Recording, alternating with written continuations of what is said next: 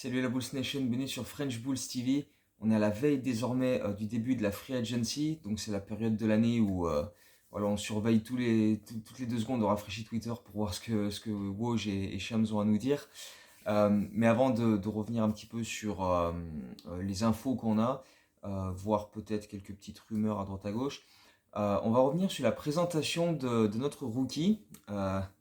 D'Allen Terry qui était présenté lundi après-midi à Chicago dans une conférence de presse et accompagné par Billy Donovan et Arturas Karnisovas qui ont répété un petit peu tout le long que voilà, Terry c'est un mec voilà, avec énormément d'énergie, qui a soif d'apprendre, qui est passionné, qui fait toutes ces petites choses qui apparaissent pas forcément dans les stats mais qui permettent à l'équipe de gagner, qui se sacrifie pour l'équipe, etc. Donc euh, dans ces termes-là, on n'a pas appris énormément de choses par rapport à ce qu'on a pu voir de lui en le scoutant un petit peu avant la draft.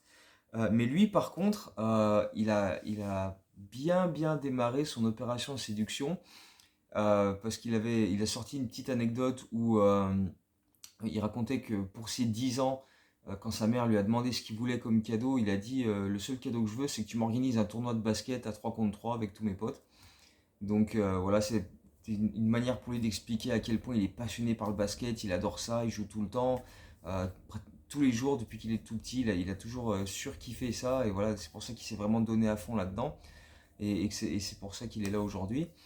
Mais l'autre grosse anecdote, c'est surtout le choix de son numéro de maillot, puisqu'il a décidé de prendre le 25, parce que bon, il portait le 4 à l'université d'Arizona, mais évidemment le 4 est retiré à Chicago pour Jerry Sloan.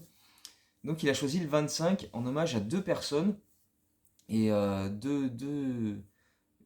deux anciens joueurs qui sont pas du tout liés l'un à l'autre, mais qui ont un rapport avec Terry, puisque le premier est Ben Wilson, légende de high school à Chicago, qui avait joué dans l'équipe de Simeone et qui les avait menés au titre pour la première fois de leur histoire en 83, et qui a été, enfin en 84 plutôt, et quelques mois plus tard, il a été tué par balle et n'a jamais pu ensuite donc bah, poursuivre sa carrière alors qu'il était présenté comme le meilleur joueur euh, du pays dans sa tranche d'âge. Donc euh, le lien qu'il a avec Ben Wilson, c'est que son oncle, à Dalen Terry, jouait dans cette équipe de Simeone avec Wilson et était très très bon pote avec lui, donc il lui a raconté son histoire, etc. Et ça l'a beaucoup marqué. Donc maintenant, le fait d'être à Chicago, là où tout ça s'est passé, dans cette euh, équipe de Simeone, équipe de lycée, ça lui a permis voilà, de faire le lien et de prendre le numéro 25 en son hommage. Mais également le lien qu'il a avec Steve Kerr, puisque lui aussi vient de l'université d'Arizona, et donc il va jouer aux Chicago Bulls, tout comme Steve Kerr l'a été par le passé, et on sait avec quel succès Steve Kerr a été un joueur important dans cette franchise des Bulls. Donc voilà, opération séduction réussie de sa part, des réponses pleines d'énergie, euh, grosse motivation. Il y a une question où on lui dit de quoi tu as le plus hâte la saison prochaine. Il a dit être dans l'équipe, gagner, c'est tout ce qui m'intéresse. Euh, il a vraiment voilà, montré, il a affiché beaucoup de dynamisme, beaucoup d'énergie, comme on espère le voir sur les parquets très prochainement. Après, Donovan et Karnišovas se sont un petit peu plus penchés sur quel va être son rôle parce que ça reste encore à déterminer. Ils vont d'abord observer ce qu'il va faire à la Summer League, etc. Voir un petit peu, ça va venir au fur et à mesure, voir aussi comment il va au fil de l'été et au training camp développer des automatismes avec les joueurs actuels du roster. Donc voilà, ça va prendre un petit peu de temps. Mais ils ont, et surtout Donovan, un petit peu balayé un petit peu les rumeurs comme quoi il y avait embouteillage en termes du nombre d'arrières dans le roster, en expliquant tout simplement que voilà, euh, l'année dernière, Caruso a joué parfois 3 parfois 4 même, pour finir certains matchs en poste 4 quand Patrick Williams s'est blessé. Euh, Ayo Dosunmu peut jouer les deux postes d'arrière. Dalen Terry peut jouer un, 2, voire 3. Kobe White a passé la première année de Billy Donovan aux Bulls en tant que meneur exclusivement. Il peut jouer arrière aussi. Bref, ça peut jouer sur plusieurs postes et donc ils peuvent être interchangeables, etc. Et donc il a justifié, enfin en tout cas il a expliqué que pour lui il n'y avait pas d'embouteillage sur les postes arrière parce que voilà, ces joueurs-là sont capables de jouer d'autres postes et que donc il peut en aligner plein en même temps sans que ça lui pose beaucoup de soucis. Même si bon, il faudra quand même voir à ne pas mettre que des 5 de petite taille. On a vu l'an dernier qu'on était pas mal en difficulté au rebond quand c'était le cas avec par exemple Derrick Jones Jr. en poste 5. Voilà, on avait tout de suite beaucoup de line-up small ball et c'était pas forcément ce qui nous avantageait le plus. Donc voilà, je pense que c'était une manière de dire on va garder un petit peu tout le monde et miser sur la continuité.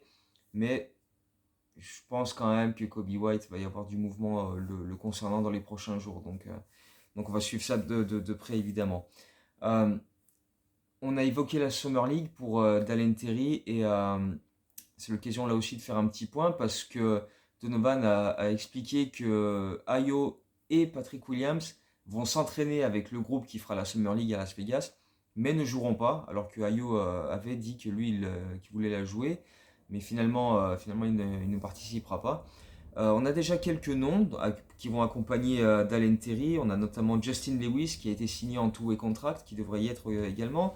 Et quelques joueurs que les Bulls ont signés exclusivement pour la Summer League et qui pourraient ensuite euh, être signés pour le training camp en octobre, voire ensuite pour les Windy City Bulls. Il y a Akoldat Gak qui jouait en Australie. Carlik Jones qui est passé l'an dernier par les Mavs et les Nuggets, même si au total il a joué 5 matchs, enfin 5 petits bouts de match en NBA. Et Javon Freeman Liberty, qui en plus d'avoir un super blaze, est né à Chicago et joué à l'université de DePaul et n'a pas été drafté. L'université de DePaul à Chicago, dont on devrait parler assez prochainement dans une future vidéo des Windy City Stories. Donc stay tuned, comme j'aime bien dire assez souvent. Et d'autres joueurs qui seront dans la liste, Henry Drell et Perillon Calandré, qui étaient tous les deux avec les Windy City Bulls l'an dernier en G-League. Et Perillon Calandré est un très très bon pote de Zach LaVine, donc voilà, ça fera plaisir à Zach. Et c'est également l'occasion voilà, de débuter la partie Free Agency de cette vidéo, et donc le dossier évidemment Zach LaVine, avec Arturas Karnichovas qui a précisé lundi que évidemment son souhait, comme il l'a déjà dit plusieurs fois, était de faire revenir Zach LaVine sur le long terme à Chicago, qu'il était prêt à lui donner un contrat de 5 ans, donc les négociations ne devraient pas prendre trop de temps. Là on est sur, comme je l'ai déjà dit dans les précédentes vidéos, on est sur du 99%, Zach LaVine va revenir à Chicago et signer son contrat max à 212 millions sur 5 ans. Donc on ne devrait pas avoir de grosses surprises à ce niveau-là. Et en tout cas, si Zach ne revient pas à Chicago, ça ferait quand même l'effet d'une bombe. Là on est quand même parti sur du 99% Zach LaVine qui revient. Donc on va suivre l'annonce officielle.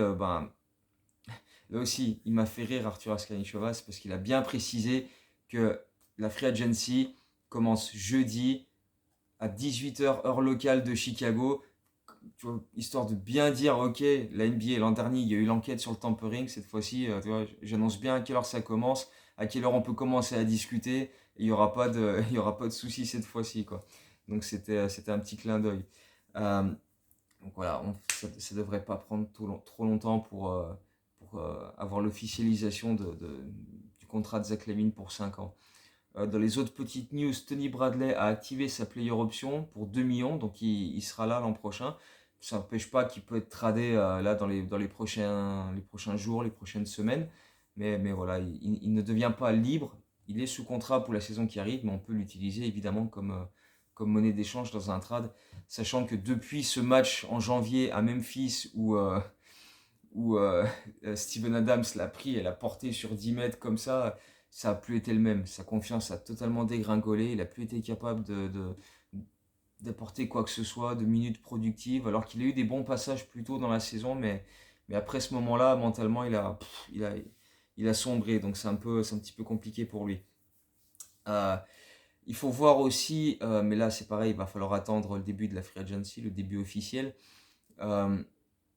Concernant Tyler Cook et Malcolm Hill, qui étaient les deux two-way contracts de l'an dernier, voir si on leur offre leur qualifying offer pour qu'ils aient des contrats garantis et qu'ensuite on puisse s'en servir de monnaie d'échange dans des trades.